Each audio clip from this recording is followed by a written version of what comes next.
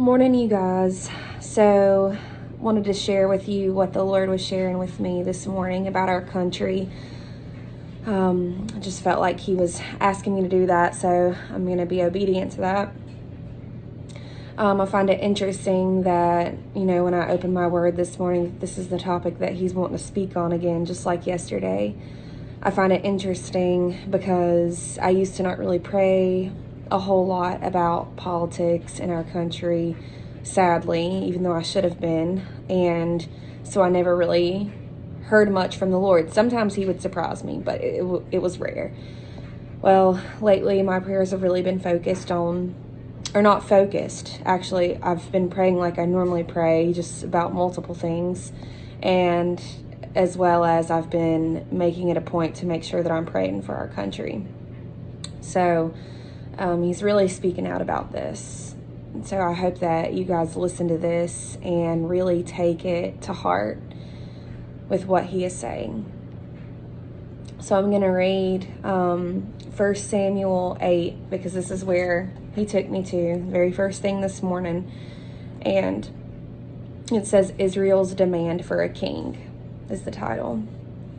When Samuel grew old, he appointed his sons as judges over Israel. His firstborn son's name was Joel, and his second was Abijah.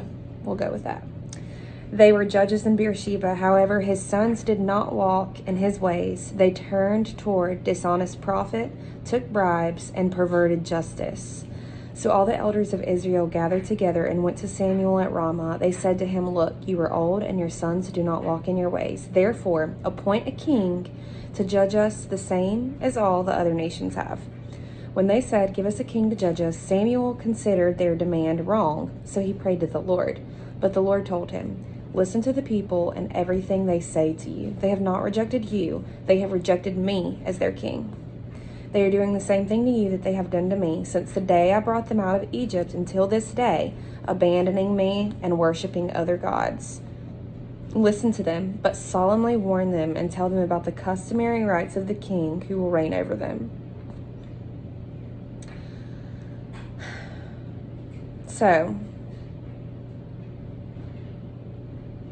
sometimes God gives us what we want, whether it's good for us or not, whether it is good for us or not. He does this because if we have made the choice to turn from Him, then He's going to allow some things to play out so we can see that we need to return. The Lord is asking us, again, pretty much the same thing yesterday, but telling us again that He's asking us to return to Him, to stop worshiping other gods. Don't worship people in power. Don't worship money.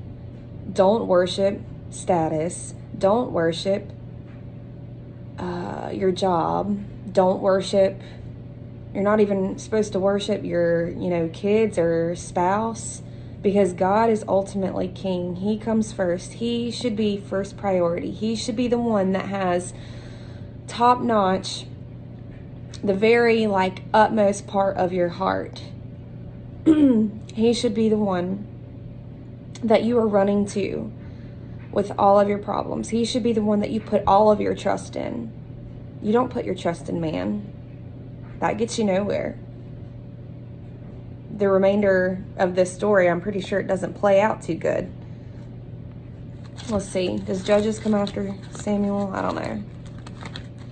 I know Judges is somewhere, and that's in Judges. The people are not living for God. They're worshiping idols, and they're wanting a king. And so God gives them kings that have no idea what they're doing. So God wants us to turn back to Him.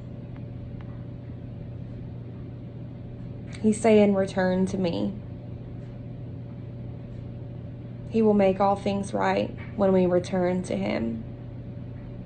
But if we choose not to, He's going to give us what we think we want in order to see that that's not what we need. So, I think that's about all. So again, take that, pray on it, and ultimately return to God.